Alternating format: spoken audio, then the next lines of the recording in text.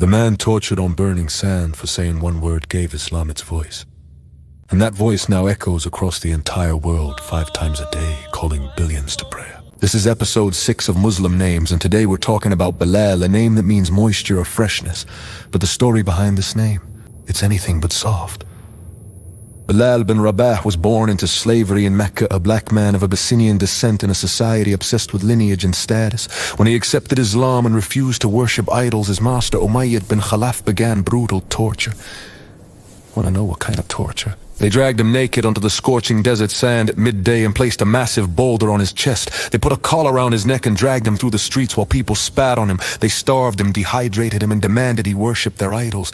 And every single time, Bilal responded with just 2 words, Ahadun Ahad, one, declaring the oneness of Allah while his body was being destroyed.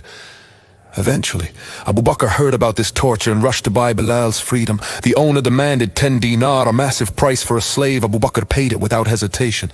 Later, the owner laughed and said, "If you had negotiated, I would have given him to you for 1 dinar. Abu Bakr replied, "And if you had asked for 100, I would have paid it."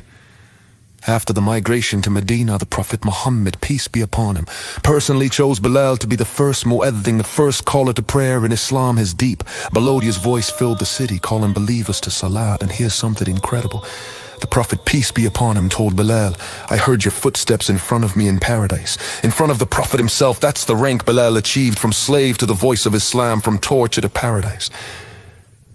That's the power of faith.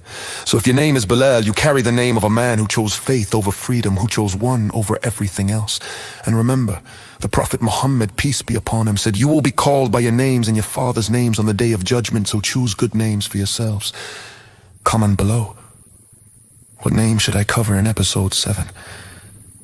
Let's keep this series going.